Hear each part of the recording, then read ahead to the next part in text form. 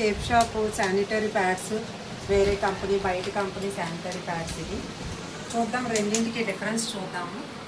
చూస్తున్నారు కదా, ఇది మన కంపెనీది, ఇది ప్యూర్ కెమికల్ లేనిది, ఇది శానిటరీ ప్యాడ్స్. చూడండి,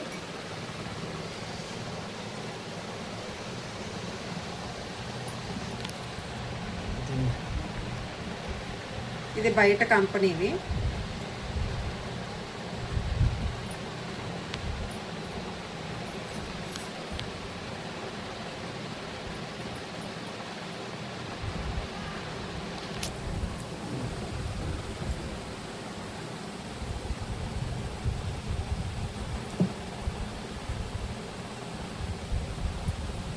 చూసారు కదండి, రెండింటికి వేరియేషన్. కంపెనీది, ఇది మన సేఫ్ షాప్ది. రెండింటిని కూడా ఇప్పుడు చెక్ చేద్దాము.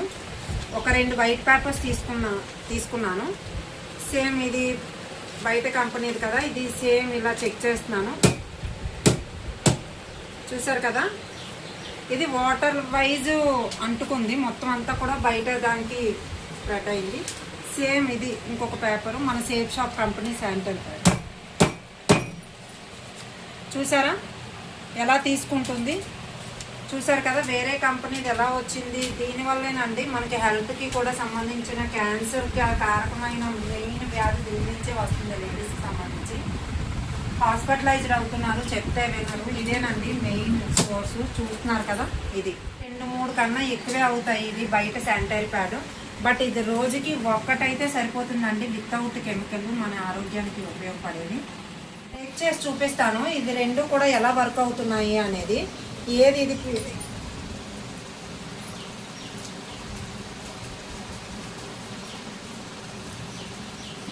చూడండి, కట్ చేస్తున్నప్పుడే తెలుస్తుంది ఇది ప్యూర్ ప్లాస్టిక్ యూసేజ్ అనేసి క్లియర్గా తెలుస్తుంది కట్ చేస్తుంటే, బ్రేక్ చేస్తుంటే.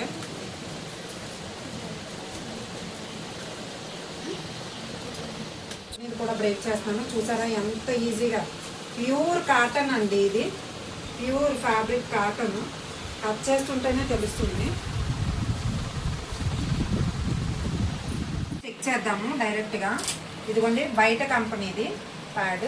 ఒక గ్లాస్ ఆఫ్ వాటర్లోని ఇది వేద్దాము. లోపల ఉన్న క్లాత్ని, లోపల ఏదైతే కంపెనీ ఇన్స్టాల్ చేసిందో ఈ క్లాత్ని ఇది ఈ గ్లాస్లో వేస్తున్నాను. ఇది అదర్ కంపెనీది.